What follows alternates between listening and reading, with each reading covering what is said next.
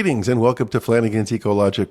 I am your host, Ted Flanigan, and today we're talking about sustainability in children's toys with Kate Reimann. She's the founder and CEO of Rogue Wave Toys.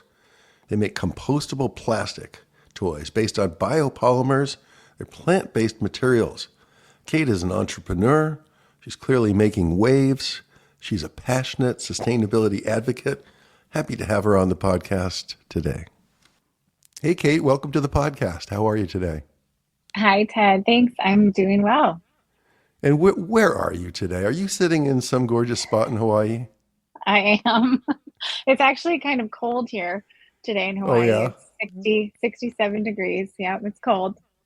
And people get sort of in a bristly kind of a mood when that happens in Hawaii? Yeah, we're all freezing. Everyone's ill prepared for the freezing cold temperatures of end of January in Hawaii. We're having a little bit of that in LA right now, too. But our friends in the Northeast would shoot us for this conversation. Yeah, So we're pretty spoiled. I've introduced you as the founder and the CEO of Rogue Wave Toys, which we want to talk all about. What are you working on today? What's hot today in your work? Well, non-Rogue Wave related, I just finished up a playlist because when I'm not working on plastics and the future of plastics, I am teaching spin classes as an outlet for the frustrations of being a small business owner. So I was working on that before we jumped on. How fun! Fun. It sounds like a lot of exercise, a lot of hard work, actually. How often do you do that? How many days a week do you do that? A couple times a week. Yeah, a couple times a week. But what a great balance. For me, I think it's really important to have a place that is like completely separate from the work that I'm doing and a place where I remember to have fun and tap into like a more visceral experience. Yeah, yeah. Well, let's go all the way back to the beginning. I know you've told this story a lot of times about how you formed this, not just the toy company, but how you formed this notion of creating plastics or compostable plastics, or at least getting the bad plastics out of the ocean. I guess you were at the beach with your family in Virginia. Is that right? That's exactly right. Yeah, it was just a day like any other in Virginia in the summer. We were at the beach with thousands of our closest friends who all migrate to the beach in the summer, and just like any other parent, we'd stopped at a little convenience store on the way to the beach, grabbed some cheap beach toys to keep our kids occupied while we were at the beach, and then on the beach, a rogue wave comes in, sweeps the toys out into the ocean. And, always been really aware of the plastic pollution crisis, knew I did not want to participate, jump in after the toys, pull them all back out, put them on shore. And then this moment just kind of hit me like, what are we doing? Why are we bringing plastic right to where we interface with the ocean? We're just bringing the problem right to it. And I do remember having this moment where I thought, I want to make conventional plastic equivalent to the way that we see smoking now. Like we just know better. Like 20 years from now, I want us to look at conventional plastic like, whoa, what are we doing? Like there's an alternative. This is really bad for the planet. It's bad for our health. Like we need to be making better choices. And I wasn't sure how I was going to do that. But in that moment, I just felt like I had to figure out a way to make it better. And that was the beginning. I love the way you describe the sort of the interface. I mean, because I used to live in Laguna Beach, and like on a summer day, at the end of the day, the beach would be strewn with garbage. I mean, absolutely awful, just heartbreaking to see the amount of garbage. And you're describing it there being that beach being right on the interface with the ocean, and then the oceans are just filling up with plastics, right? Exactly. And look, it's the plastic in the ocean is not just from beach toys. Beach toys make up a very small subset of the toy industry, which makes up a small subset of the plastics industry.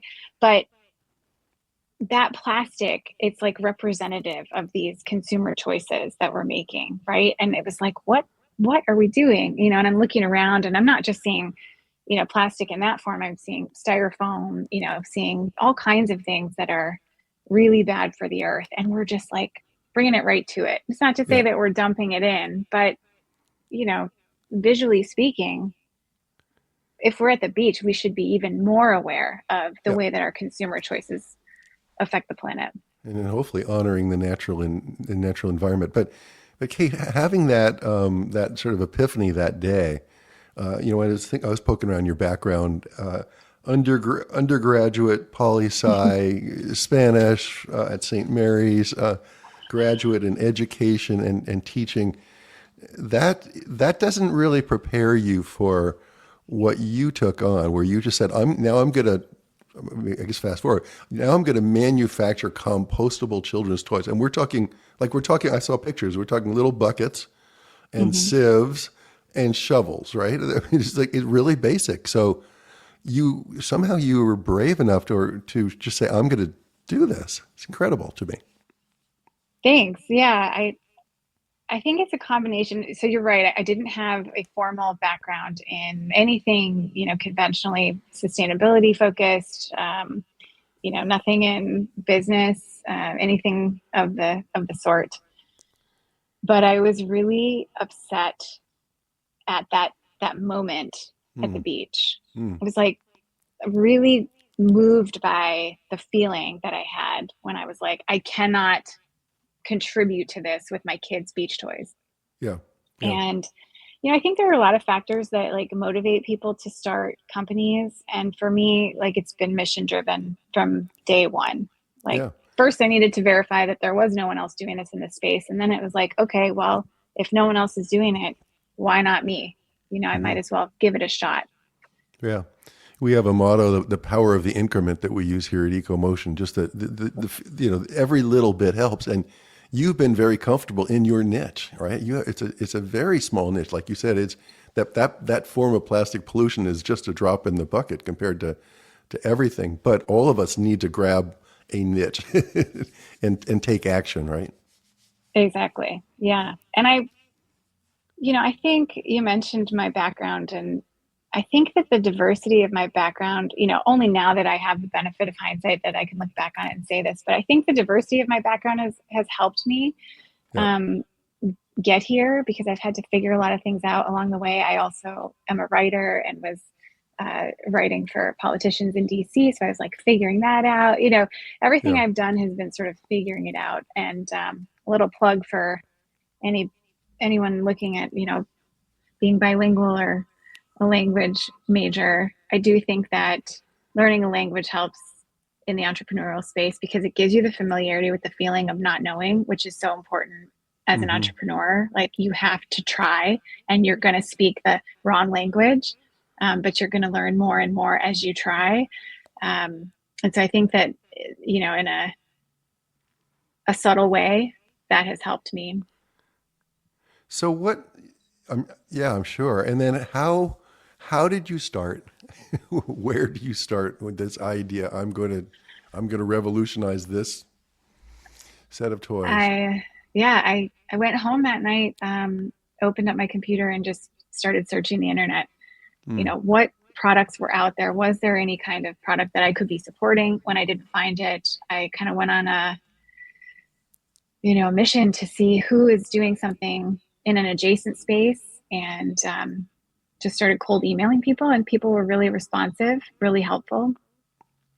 Eventually, I tried and failed with a few different materials, most notably with the mycelium Yeah, material. So I wanted to hear about that. That's a mushroom, right? Now, that's I right. wanted to hear not only about the failure, but how did you come up with the idea of using a mushroom? I mean, I would have thought bamboo. I mean, I would have been kind of more. Well, I don't know what I've been, Well, but yeah, it was like mushrooms. what's available, right? And that was one of the available materials to try. And Huh. it was low hanging fruit. I could do it in my kitchen as a prototype. And so that was And like high on the what did you do? Wait, now priority. what happened in the kitchen? Did you pull out the blender and grind them all up and then add Yeah, I know glue it's or funny. what?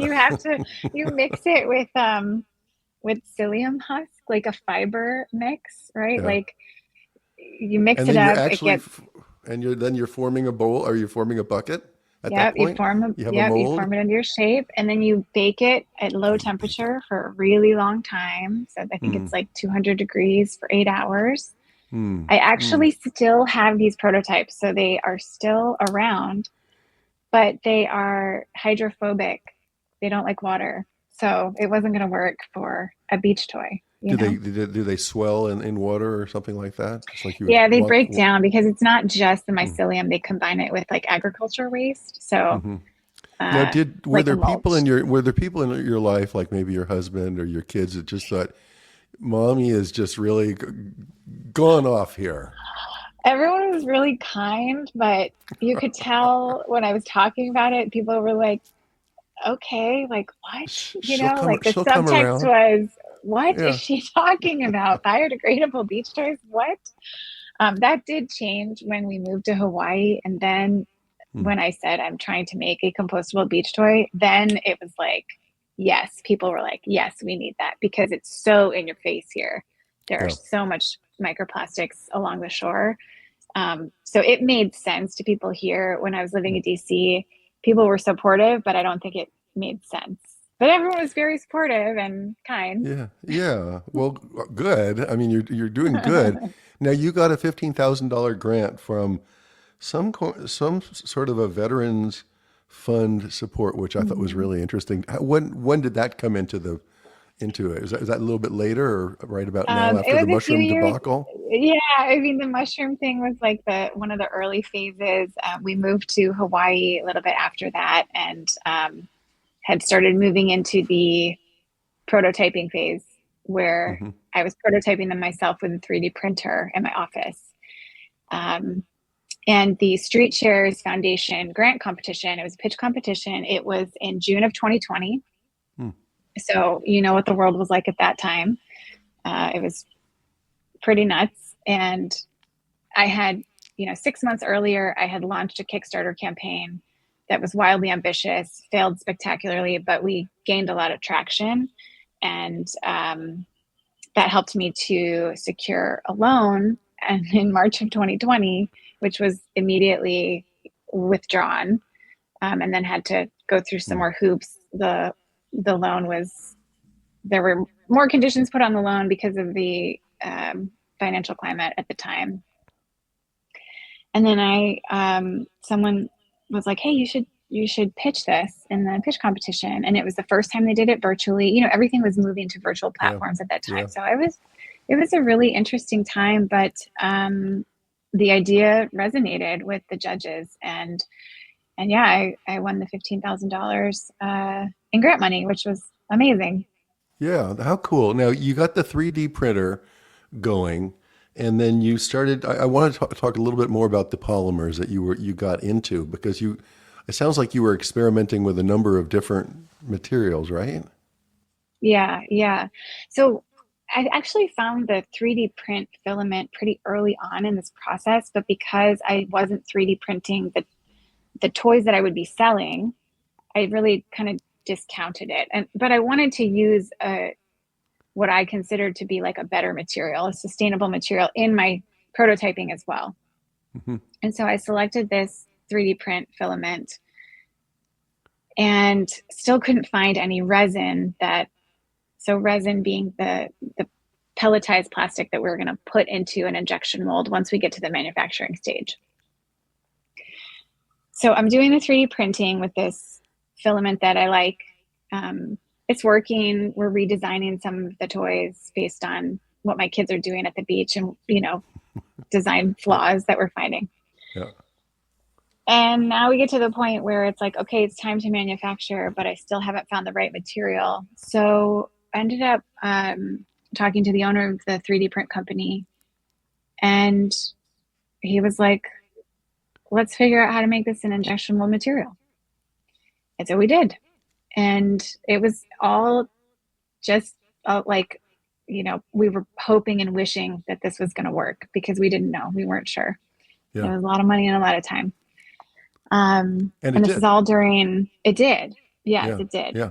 Yes. And tell me about the is it 100% plant based or is it 50% plant based or how does that It's work? it's more than 60% plant-based. It Hmm. does have some petroleum base in it. Hmm. Unfortunately, there is no 100% plant-based polymer yet. Yeah. Yet. Okay. We're Hmm. working on it. Yeah, and it is ASTM D6400 compostable, which means it has passed the test that it is compostable. And I think, for me, I knew that going into it. That's why I chose this material. But I broke a toy maybe 6 months ago, and I have a countertop composter, a Lomi, and I put the toy in the Lomi and ran it with our food scraps overnight. Yeah. And the next morning, that sucker was gone. I mean, nothing. And it was a pretty exciting moment for me. Like, yes, I know that the label says that this material does this, but to see it and to like run my fingers through this compost and it's just beautiful dirt was a huge moment. Let me make sure I understand this. This is one of your toys goes through the Mm-hmm. breaks and goes through the composter that you have in your Mm-hmm. kitchen, and That's right. that's some sort of a device that heats it up. Is that right? Yeah, And it the next accelerates the composting and the process. next day it's gone completely. Completely That's gone. wow. That's amazing. That's amazing. So, in order to get the loan and in order to get people excited about investing with you, did you come up with a business plan where you think we're going to be selling, I don't know how many thousand units by some date, or how did that work? Yeah, yeah. And it was, of course, all blown out of the water with COVID. But yes, there was a business plan to secure the loan. And, you know, we had a great plan. And then that plan just totally crumbled along with, I think, everybody else's plans too. And it took several years to actually get from getting the loan to getting product. It was over 2 years before we actually had product in hand. Yeah. Um, I can give you the whole story if you want that, but basically just a lot of supply chain issues, lost material, $20,000 just gone in lost material. Um, it was a really, really hard time. It was a really hard time. And, Yeah. Yeah. I've told this story a couple of times, but my mom died of COVID at the beginning of 2022. And there was simultaneously an issue with our colorant at our manufacturer. So we were just at the precipice of running our first production run of the toys. We had successful test runs, but there was just like one more thing. And I said, I can't do this anymore. I can't, I'm grieving the loss of my mother. I'm Oh, tired. yeah. Like the pandemic has been terrible on my business and now on my heart. And I can't do this anymore. And I emailed my pre-order holders. We had like 300 pre-order holders. And I said, hey, everyone, I don't think this is going to happen. I'd like to refund your money. Thanks for your support. And not one person took the refund. Mm. Instead, I got emails saying, we want to see you succeed. We want to see you do this. Consider it a loan. Like, just keep going. So I did. How heartwarming! How heartwarming that you had that kind of support, and how understandable that you were about to shelve the whole thing, or just chuck it and just say, I don't have the emotional fortitude to carry on. But your friends lifted you up at that moment. And so, how many years ago was that? That Or was just over 2 years ago. so now, what's happened since then? Are you manufacturing somewhere? Yeah, we manufacture in California, actually outside of San Francisco.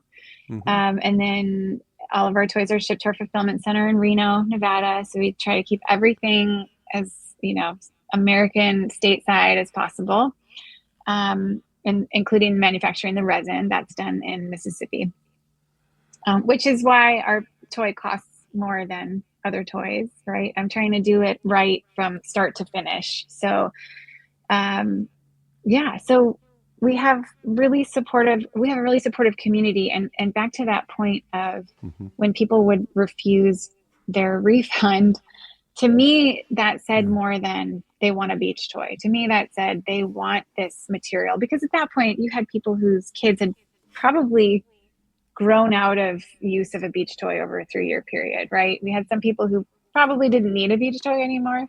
Sure. Um, but it was the idea. And that to me has always been what this is about. It's about proving the model, right? That consumers will pay a Yeah. little more for a better material to have a better product that they don't have to feel guilty about, that there's a responsible end of life for in the product itself, where the onus is off of the consumer because it's going to compost, whether in a landfill or on your kitchen countertop, right? Unlike recycling, where we have to hope that we live in a city that has recycling for that product, or that we can find a recycling facility for a specific product.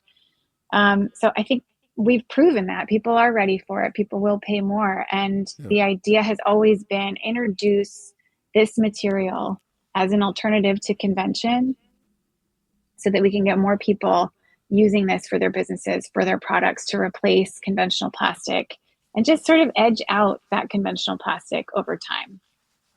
Yeah, I salute your works. And I was puzzled. I was doing a little bit of research, getting ready to talk to you, and I was like, why does it take Kate to have to do all this research on biopolymers? I mean, aren't there laboratories all over the world that would be all over this? And what's your reaction to that? So I agree. Why me? Why me? I don't want to do I this. mean, we applaud your effort, but why wasn't this done already by others Yes, and I widely have some available? theories on that. I think right now, if I had to guess, I would say it's the price, right? We need a company that has a sturdy supply chain, that owns their supply chain start to finish, that makes lots and lots of money every year, that can take this on to scale the manufacturer and say, okay, we can drop the price point because we're going to make tons and tons and tons of this material, as opposed to Yeah, my, you yeah, know, minimum order quantity of my first run, right? So um, I think based on what I see in the markets and consumer trends, I have two thoughts on that. I think it's the price, but also I think consumers buy plastic because it is cheap, knowing that if it's broken or lost, they can replace it. So it's almost like we have to educate the consumers a little bit more. Like, yes, this is plastic, but a different kind of plastic. So when it breaks, something better is going to happen with it. But the price point doesn't jive with our traditional idea or notion of what plastic should cost. right, right.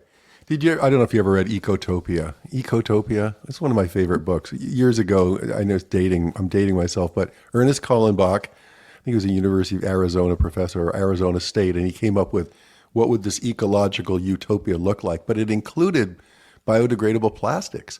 And people were even building homes with extruded plastics, or in addition to a home. And then when the kids went off to college or whatever, then they could just sort of took that part and recycled it so you didn't have to heat it and cool it. But yeah, I agree with you. It takes a different mindset about materials because people are just so used to Totally. just single use, throw it away, get another Yeah. one. Well, and I mean, not to mention like the subsidies that we have in the oil and gas industry, right? And that's where our plastics are coming from. So, I mean, I think there's a lot more there. Um, I think too, we, I think that the idea of the circular economy is really important. But I also think that if we're not careful about our inputs in the circular economy, then we're just kind of doing the same thing, right? If we have a plastic input in the circular economy and it's okay because we're reusing it, we're recycling it, we're turning it into this. Well, eventually it's going to have to exit the circular economy. Eventually, plastic is,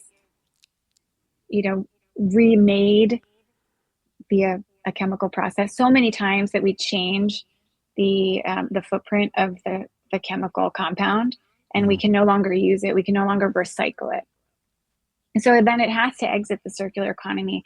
With a material like this that we're using in the beach toys, it's a regenerative input, and then it's that output is actually helping to regenerate over and over and over again, right? The Mhm. compost, in theory, is feeding the biostocks and the feedstocks that are then creating the material. So, I don't think that this material is the be all end all. I think this is a step Sounds like towards it. a more regenerative economy, which I am Mhm. really in favor of. And I also believe that consumerism just has to decrease. Like Yeah, we have to stop consuming, which is yeah, also a struggle. As someone who's trying to sell you a product, I really struggle with that because I'd right. rather you not buy a beach toy, right? I would just rather you go to the beach and play with the sand and the sticks and whatever you can find.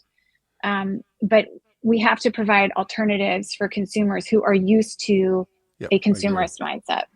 Let's go back to what you said about scale and scaling and what and you were talking about the price. You mentioned price, and I was thinking the marginal cost of your product versus whatever was at that convenience store back at Virginia Beach that you were talking about.